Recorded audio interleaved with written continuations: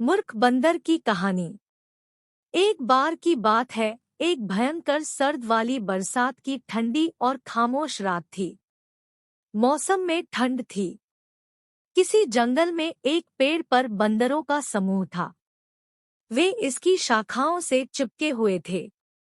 बंदरों में से एक ने कहा, काश हम कुछ आग पा सकते।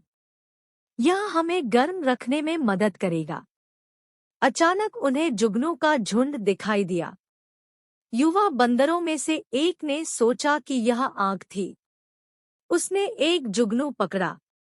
उसने एक सूखे पत्ते के नीचे रख दिया और उस पर उड़ने लगा। उनके प्रयासों में कुछ अन्य बंदर भी शामिल हुए। इस बीच एक गौरैया अपने घोंसले के पास उड़ती हुई आई, जो उसी पेड़ पर थी जिस पर बंदर बैठे थे। उसने देखा कि वे क्या कर रहे थे। गौरैया हंस पड़ी।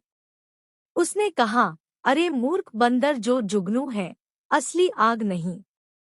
मुझे लगता है कि आप सभी को एक गुफा में शरण लेनी चाहिए। यहाँ तक कि आप लोगों के पास तो हाथ पांव भी है, चाहे तो ठंडी और बरसात से बचने के लिए खुद का अपना घर बना सकते हैं।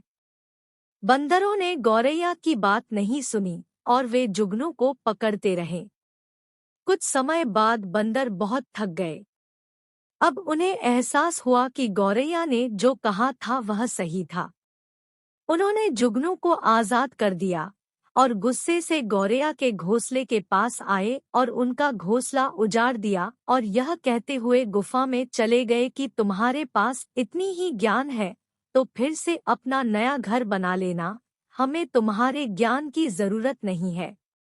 कहानी से शिक्षा। इस कहानी में हमें यही शिक्षा मिलती है कि कभी की किसी को मूर्ख को ज्ञान देना अपने लिए मुसीबत मोल लेना होता है।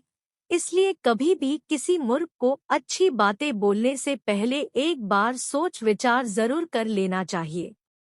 तो आप सभी इस कहानी को पढ़ने के बाद सीख जरूर मिली होगी। तो आपको यह कहानी कैसा लगा कमेंट में जरूर बताएं।